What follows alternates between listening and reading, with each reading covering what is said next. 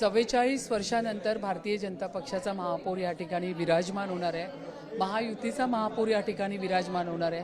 या ठिकाणी आमचे पक्षाचे सर्व श्रेष्ठी, आमचे महाराष्ट्र राज्याचे आमचे देवाभाऊ, आमच्या सगळ्या लाडक्या बहिणींचे भाऊ आदरणीय देवेंद्र फडणवीस साहेब, उपमुख्यमंत्री आदरणीय एकनाथराव शिंदे साहेब, उपमुख्यमंत्री सुनेत्राताई पवार साहेब यांच्या सगळ्यांच्या आशीर्वादाने या ठिकाणी माझी एकमताने मुंबईच्या महापौरपदी निवड झालेली आहे. मात्र एक वेगळं आव्हान असणार आहे, कारण की गेल्या 25 वर्षानंतरून ठाकरेंचं सत्ता होती, त्यामुळे तुम्ही देखील त्यावेळेस सोबत होतात. मात्र यावेळेस आता एक वेगळं आव्हान असणार आहे. सुरक्षित मुंबई अशा पद्धतीच्या तुम्ही घोषणा दिलेल्या आहे, त्यामुळे नेमकी कशा पद्धतीने मुंबईचा विकास करेल? या ठिकाणी सुरक्षित मुंबई, विकसित मुंबई अशा पद्धतीचे जे काम आहे या ठिकाणी आम्ही सर्व नगरसेवक करणार आहोत.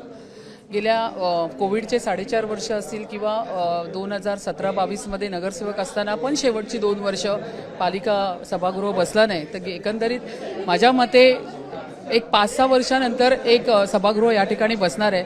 म्हणून माझं तुमच्या माध्यमातून एकच म्हणणं आहे की पक्षभेद बाजूला विसरून मुंबईकरांच्या हितासाठी आपण या ठिकाणी काम केलं पाहिजे.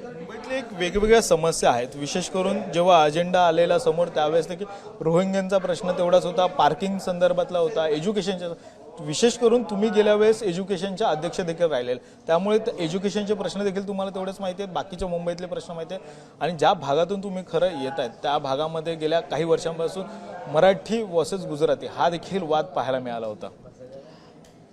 मला असं वाटत नाही मुंबईकर हे फक्त काम करणाऱ्या व्यक्तीलाच महत्त्व देतात. मुंबईकर जातीभेद ह्या कुठल्याही गोष्टी मानत नाही. मराठी वर्सेस गुजराती किंवा गुजराती वर्सेस मराठी हा मुद्दाच नाही आहे भारतीय जनता पक्षासाठी. या ठिकाणी आम्ही प्रत्येक कार्यकर्ता हा सगळ्या जाती धर्मासाठी काम करत असतो, तर त्यामुळे मुंबईकर हा फक्त काम करणाऱ्या व्यक्तीच्या पाठीशी उभा असतो. शेवटचा प्रश्न, कारण की ज्या पद्धतीने आता उमेदवारी तुम्ही अर्ज भरलेला आहे, आता दुसरीकडे जे ठाकरेची शिवसेना आहे ती देखील आता उमेदवारी अर्ज भरण्याच्या तयारीत आहेत, अशा देखील बैठका सुरू झालेल्या आहेत. तो त्यांचा पक्ष आहे, त्यांची निर्णय आहेत. त्यांना जर समोर उमेदवार द्यायचा आहे तो त्यांचा निर्णय, त्याच्यात आम्ही काही बोलू शकत नाही. आम्ही सगळ्याच आव्हानाला सामोरं जाण्यासाठी तयार आहोत. संख्याबळ असल्यामुळे बिनविरोध व्हावी अशी एक अपेक्षा आहे तुमची?